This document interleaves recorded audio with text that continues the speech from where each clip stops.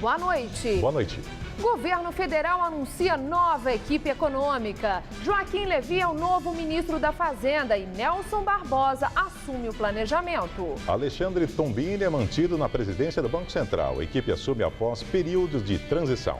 Mercado financeiro reage ao anúncio dos novos nomes. Dólar sobe e bolsa cai. Governadores de São Paulo, Minas e Rio se unem contra a crise da falta d'água no Sudeste.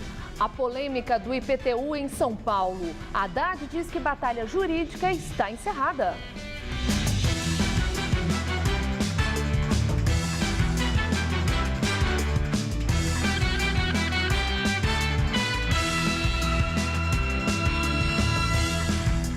Quadrilha usa uniformes de policiais para fazer arrastão em bingo clandestino em Pinheiros, na zona oeste da capital. O grupo entrou no prédio na rua Teodoro Sampaio e rendeu as pessoas que participavam de uma jogatina ilegal. Testemunhas que viram a ação acionaram a polícia. Quando os agentes chegaram ao local, houve tiroteio. Algumas pessoas foram feitas reféns, 2 suspeitos foram presos e outros 4 conseguiram fugir. Durante boa parte da madrugada, a rua Teodoro Sampaio ficou interditada e um helicóptero foi usado para procurar os outros membros da quadrilha, mas eles não foram capturados. Ministério Público de Goiás e Grupo de Atuação Especial ao Combate ao Crime Organizado desarticularam hoje parte de uma quadrilha de tráfico de drogas. O bando é suspeito de usar carros de luxo roubados e com placas clonadas para distribuir a droga pelo estado e também pelo Mato Grosso do Sul e por São Paulo. Além de usar os veículos para o transporte de drogas, o grupo colocava os carros em caminhões cegonha para tentar diminuir as suspeitas. E a ousadia dos traficantes não parou por aí. Os membros da quadrilha também usavam os automóveis e postavam fotos em redes sociais. Operação conjunta das polícias federal e rodoviária estadual apreende 500 quilos de maconha e mais de 100 mil cápsulas de armamento de uso restrito. A apreensão aconteceu no quilômetro 30 da rodovia Castelo Branco ontem por volta das 10 horas da noite, já próximo ao município de Barueri. Segundo a Polícia Federal, ao ser abordado, o motorista já informou que transportava entorpecentes no veículo. Foram apreendidos 500 quilos de maconha e 100 mil cartuchos de armas de uso restrito de calibres variados. Segundo as investigações, a munição e a droga abasteceriam a favela do Complexo da Maré, no Rio de Janeiro. O motorista que saiu de Cascavel, no Paraná, foi preso em flagrante. Nesta madrugada, mais um ônibus foi incendiado em São Paulo. Dessa vez foi em Hermelino Matarazzo, na zona leste, próximo ao campus da USP. De janeiro até agora, mais de 250 coletivos já foram queimados na cidade. Segundo a Associação Nacional das Empresas de Transportes Urbanos, o número preocupa, sobretudo, quem necessita do transporte coletivo diariamente. Passageiros e motoristas com medo. Em média, a cada 3 dias, um ônibus é incendiado na cidade de São Paulo. A gente fica com medo, porque não sabe se hoje é o nosso ônibus que vai ser queimado. A mãe fica triste, né? Fica ligando toda hora, né? Até esta quarta-feira já foram 125 ônibus incendiados, segundo a SP Trans. A maioria das ocorrências foi na zona sul de São Paulo. Na região foram 53 ônibus queimados, 42,4% do total. Em seguida, a Zona Leste, com 45 ônibus, 36% do total. Na Zona Norte, 15 ônibus foram queimados este ano, 12% do total. Na Zona Oeste, foram 11, representando 8,8%. Na região central, aconteceu um ataque até agora, 0,8% do total. Segundo a Associação Nacional das Empresas de Transporte Urbanos, o número de ônibus incendiados no estado de São Paulo este ano representa metade do total registrado em uma década. Já são 256 de janeiro até agora, contra 450 desde 2004. Os ônibus da MTU que transportam passageiros da cidade de São Paulo para outras da região metropolitana também não têm escapado da ação de vândalos e criminosos. Ontem à noite, um ônibus foi incendiado em Guarulhos. E nesta madrugada, houve uma tentativa de incêndio em um ônibus que estava parado em frente ao campus da USP Leste. Só este ano, 40 ônibus metropolitanos foram incendiados na Grande São Paulo, 9 dentro da capital. Nestas situações, geralmente não há feridos, mas a população é sempre prejudicada. Só na cidade de São Paulo, o prejuízo foi de mais de 62 milhões de reais até agora. Cada ônibus queimado leva 5 meses para ser reposto. Às vezes a população quer fazer uma manifestação decente, por um ou outro infiltrado numa coisa, o ônibus acaba pagando aí, sendo incendiado, depredado ou algo do tipo. Eu acho que isso não resolve, né? Teria que parar, o povo tomar consciência, porque isso é prejuízo para nós mesmos, né? Tira o nosso benefício, né? A Secretaria de Segurança Pública informou por meio de nota que, conforme acordado com o Sindicato dos Motoristas de ônibus, a Polícia Militar tem feito operações sempre que há alguma ocorrência que aumente o risco de ataque a ônibus. De janeiro até agora, 64 suspeitos já foram presos e 165 identificados por terem participado dessas ocorrências na capital e na Grande São Paulo. Governadores de São Paulo, Rio de Janeiro e Minas Gerais fecham um acordo para tentar reduzir os efeitos da crise hídrica que atinge atualmente a região sudeste. O acordo foi fechado após intermediação do ministro do STF, Luiz Fux. Ficou acertado que agora os 3 estados devem apresentar até 28 de fevereiro propostas para o enfrentamento da crise. Já há um consenso, os trabalhos técnicos estão sendo já ultimados e essa foi a razão pela qual eles firmaram esse acordo e já estão autorizados, inclusive, a realizarem obras e licitações. Uma delas é a transposição do rio Paraíba do Sul, cuja bacia abrange áreas dos 3 estados. A transposição é um projeto defendido pelo governador Geraldo Alckmin, que pretende desviar água do rio para abastecer o sistema Cantareira, que enfrenta uma crise hídrica por conta da estiagem no sudeste. Então agora vamos todos nos debruçar, temos aí até fevereiro, para arrematar, né, estas garantias do momento e para o futuro, dando a melhor aproveitamento aos nossos recursos hídricos. No começo da discussão, o Rio de Janeiro era contrário à obra porque a bacia do Paraíba do Sul abastece diversos municípios do estado, incluindo a região metropolitana da capital fluminense. É importante a gente ter a solidariedade dos 3 entes federativos e não tem casa melhor para tirar as dúvidas como foi tirado aqui na discussão. Ninguém quer prejudicar nenhum estado. A previsão é que a transposição esteja concluída em 14 meses. O projeto é uma das 8 obras apresentadas pelo governo paulista ao governo federal para conseguir parte dos 3,5 bilhões de reais previstos. Enquanto o governo do estado faz esforços na tentativa de conter a crise, o município paulista parece não se abalar com a seca. Jundiaí, no interior, não sofre com a falta d'água. Nossa equipe esteve hoje lá e explica o porquê. Seria Jundiaí uma ilha de água cercada de seca por todos os lados? Nós não tivemos problemas de falta de água. Já faltou água na sua casa? Não. Na prática, a cidade, a 40 quilômetros da capital paulista, vive uma situação de conforto inusitada. Enquanto municípios próximos, como Itu, sofrem há meses com a falta de água e os reservatórios do estado passam pela pior crise hídrica da história, Jundiaí tem uma posição privilegiada. É como se fosse um oásis no meio do deserto. Olha só, aqui não falta água, não. Apesar da estiagem em todo o estado, a represa de Jundiaí opera acima de 70% da sua capacidade. Com 8 bilhões de litros na sua reserva, se hoje não fosse mais possível captar água de nenhum rio, ainda assim a cidade conseguiria ser abastecida por pelo menos 2 meses seguidos. Desde 1953, onde que praticamente geograficamente nessa mesma represa houve o primeiro tanque, né, de Jundiaí, quer dizer, que servia para abastecer a cidade. Quer dizer, naquele tempo já tinha-se uma visão futurística. Nos anos 60 também nós criamos também a nossa estação de tratamento de água com grande capacidade que nos atende com sobra até os dias de hoje.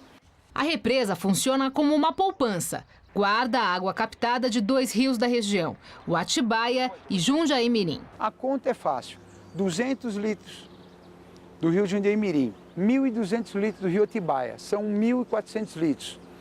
A média de consumo aqui de Jundiaí é de 1.600. Você fala, então a conta não está fechando. Não, mas a conta é a represa, você usa ela como uma poupança. O reservatório começou a ser construído em 1953. Com o tempo, cresceu e agora há projetos para nova ampliação, com capacidade para 12 bilhões de litros. Outra medida foi identificar as nascentes da cidade para preservá-las e dar vazão.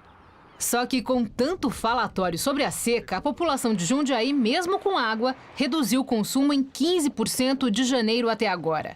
Neste Lava Rápido, a consciência dos consumidores afetou os negócios. Anteriormente, estava lavando o carro 2 a 3 vezes por semana, né? Com essa crise de água, estou diminuindo a lavagem 1 vez por semana. 50% do movimento caiu, viu? Então tinha uma média de 30 a 40 carros por dia, hoje não lavo 20 carros. Para entrar no clima mais consciente e ecológico, a ideia agora é investir em reuso de água e, quem sabe assim, reconquistar os clientes. Tem que prevenir. Melhor. Né? E as chuvas desta última semana de novembro estão vindo de forma mais abrangente e intensa. Por isso, as represas finalmente foram atingidas e 5 sistemas apresentaram alta em sua capacidade total: Alto Tietê, Guarapiranga, Alto Cotia, Rio Grande e Rio Claro. Já no Cantareira, apesar de 2 dias seguidos de chuva, houve queda de 0,1 ponto percentual. O reservatório está hoje com 9,1% de sua capacidade total. Mesmo assim, a chuva em novembro no Cantareira é maior que a soma dos últimos 3 meses. Os outros sistemas de abastecimento de água da Grande São Paulo seguem em recuperação. No Guarapiranga, o nível saltou de 33,4% para 33,8%. O sistema Alto Tietê opera em 5,9% da capacidade total. E segundo os meteorologistas, as chances de chuva forte diminuem e o tempo volta a ficar firme nos próximos dias. Mariana Armentano tem os detalhes da previsão para o estado de São Paulo.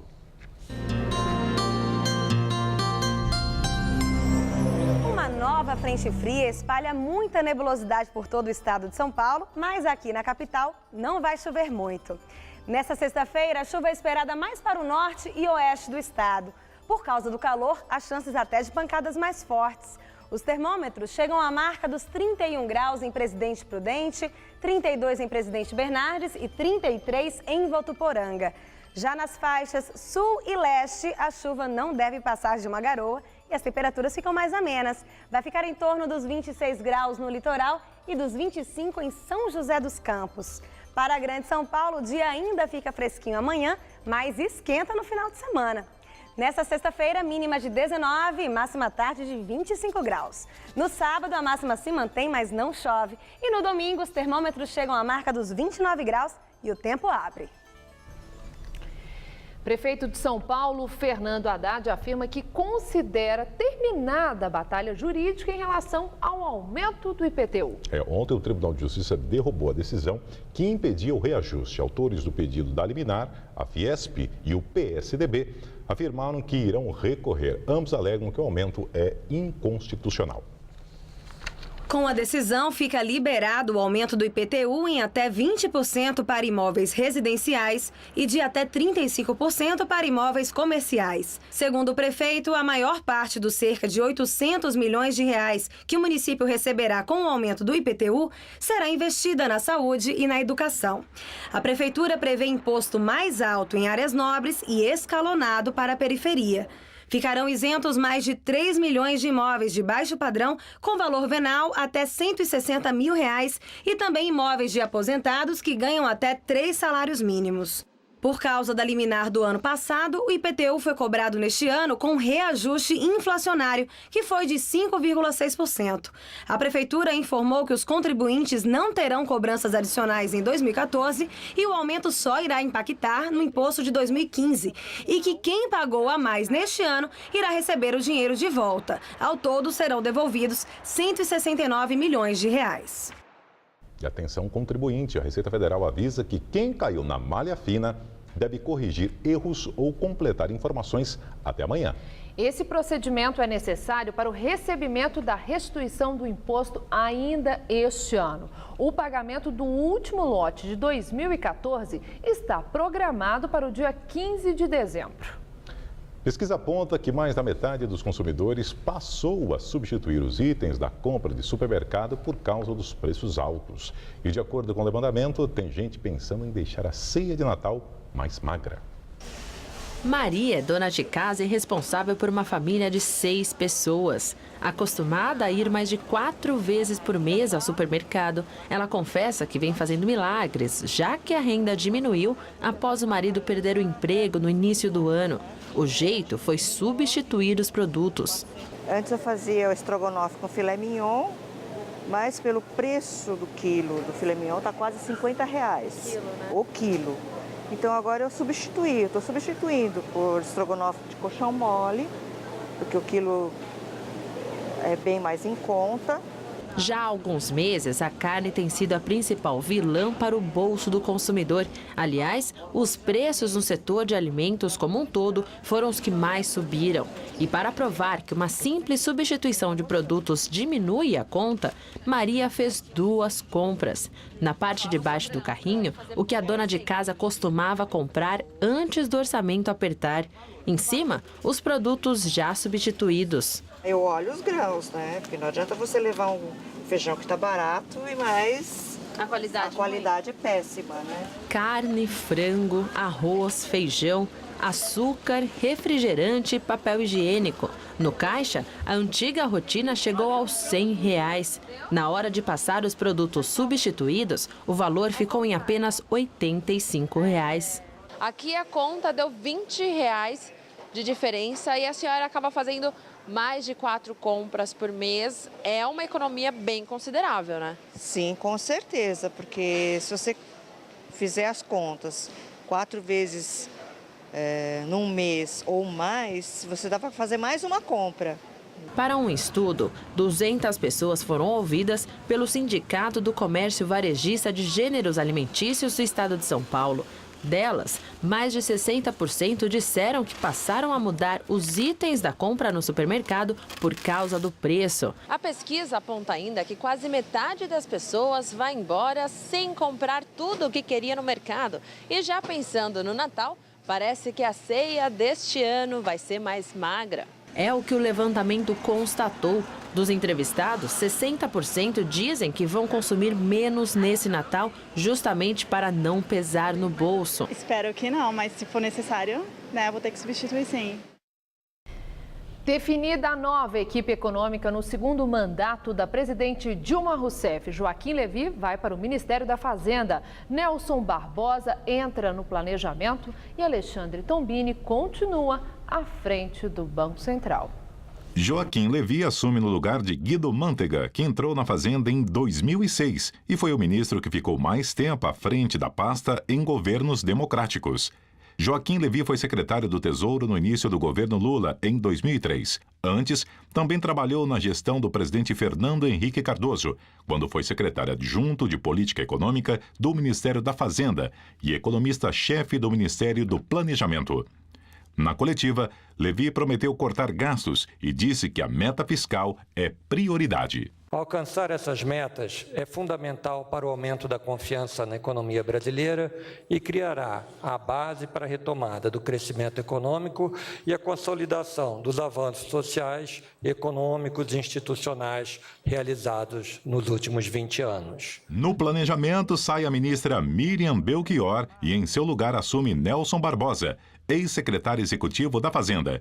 O novo ministro disse que sua meta é dar qualidade de vida ao cidadão. Atuarei pela desburocratização e melhoria da qualidade dos serviços públicos prestados aos cidadãos. Já Alexandre Tombini, que vai continuar no comando do Banco Central, prevê crescimento do PIB no próximo mandato e queda da inflação, que hoje está no teto da meta, que é de 6,5%. O patamar ainda elevado da inflação acumulada em 12 meses reflete, em parte, a ocorrência de 2 importantes processos de ajustes de preços relativos na economia, a saber, o realinhamento dos preços domésticos em relação aos internacionais e o realinhamento dos preços administrados em relação aos preços livres. A política monetária deve evitar que esses ajustes se espalhem para o resto da economia na forma de aumento persistente da inflação.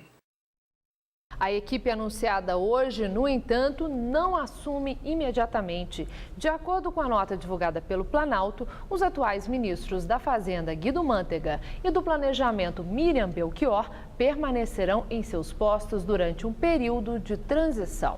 E o anúncio da nova equipe econômica mexeu com o mercado. O dólar, por exemplo, abriu o dia operando em queda. Mas após o anúncio dos nomes de Levi, Barbosa e Tombini, a moeda passou a operar em alta e fechou o dia cotada a R$ 2,52. O anúncio também influenciou a Bovespa, que fechou em queda de 0,68%. E agora vamos ao comentário de política com José Neumann Pinto. Quando eu vi esse noticiário todo, eu me lembrei de Zé Murilo de Carvalho, grande historiador, que disse que a multidão assistiu bestializada o advento da República. Bestializado hoje estou eu, ao ver esse noticiário aí, porque nós temos uma república pândega com 3 ministros da Fazenda. Guido Mantega, que é ex-ministro em exercício. O futuro Joaquim Levy, já indicado, e Dilma Rousseff, que na verdade é quem manda. Pois bem, o ministro indicado ainda não tomou posse, porque o Guido Mantega, como você viu aí, segundo a nota do Planalto, vai passar por um período de transição ainda na condição de ex-ministro em exercício. Esse período de transição acaba, sabe quando? Quando o Congresso aprovar a emenda do calote, aquela que permite que o governo não tenha que cumprir meta de o déficit primário, né, para 2015. Pois é, por causa disso, o Renan Calheiros, que faz o serviço sujo do Planalto, como sempre, quase apanhou fisicamente do Mendoncinha, que é conhecido como Mendoncinha exatamente porque é pequenininho. Antes já tinha sido ameaçado pelo nervosinho Carlos Sampaio. Tudo por causa dessa lei. Aí vem o futuro ministro, que ainda não assumiu, mas só vai assumir depois que a lei passar no Congresso, dizer que a sua prioridade vai ser um déficit primário de 1,2% no ano que vem. Bom, será que o meu amigo Carlos Alberto Sardenberg tem razão quando aponta para uma conspiração no fim do seu artigo no Globo hoje, dizendo que ele, Joaquim Levy, vai fazer o serviço sujo durante 2 anos e, se ele conseguir ajeitar as contas, os amigos de sempre voltam para comandar a economia na eleição? Isso vamos ter resposta com o tempo, né? Bom, eu estarei de volta aqui na terça-feira, mas antes, na segunda, vou passar ali pela bancada de entrevistas. Espero você direto ao assunto. Até lá. A seguir, teste de segurança com a primeira vacina contra a ebola é bem sucedido. E o frio nos Estados Unidos. Chuva e neve complicam a vida de milhões de americanos no feriado de Ação de Graças. Chuva e neve complicam a vida de milhões de americanos no feriado de Ação de Graças. A neve cobre a costa leste no feriado mais movimentado dos Estados Unidos. Estima-se que 46 milhões de pessoas iriam viajar, a grande maioria de carro. As estradas estão sem visibilidade e escorregadias. A chuva e a neve atingem a capital Washington e também a Filadélfia, Boston e o estado de Nova York. Mais de 700 voos foram cancelados em todo o país e milhares tiveram atrasos. Na cidade de Nova York, a chuva deu uma trégua e milhares de pessoas saíram de casa para ver a tradicional parada de Thanksgiving da rede de loja de departamentos Macy's. Os balões gigantes dos personagens de filmes e quadrinhos abriram caminho para a passagem do Papai Noel.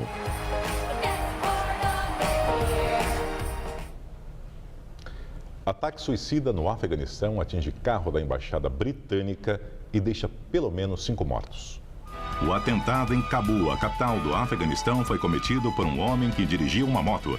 O grupo Talibã assumiu a responsabilidade pelo ataque. Entre os 5 mortos havia um cidadão britânico. Mais de 30 pessoas ficaram feridas. A Grã-Bretanha retirou suas tropas do Afeganistão no início desta semana, depois de 13 anos de operação militar. O Senado do Afeganistão aprovou o acordo que prolonga a presença de tropas americanas no país até 2024. Dezenas de pessoas foram detidas em Oakland e Los Angeles, na Califórnia, na terceira noite de protestos pelo não indiciamento de um policial branco que matou um jovem negro em Ferguson, no Missouri. A polícia agiu contra vândalos que quebravam vitrines de lojas e grupos que tentavam bloquear ruas. Mas em Ferguson e em quase todo o país, a situação é de calma. Navio com cerca de 750 pessoas, a maioria imigrantes sírios, é resgatado pela Marinha da Grécia. Alguns grupos não tinham documentos. Médicos subiram a bordo para examinar os passageiros, inclusive muitas crianças. Eles foram levados para centros de acolhimento temporários e considerados refugiados segundo as regras da ONU. Foi bem sucedido o teste de segurança com a primeira vacina contra o ebola, desenvolvida pelo laboratório britânico GlaxoSmithKline. A vacina foi testada em 20 voluntários, com boa resposta imunológica e sem efeitos colaterais graves. Os pesquisadores querem fazer os testes clínicos das próximas fases na região ocidental da África. A edição das 10 do Jornal da Gazeta termina aqui. Boa noite. Fique agora com Rony Von no Todo Seu. Uma ótima noite para você. Até amanhã.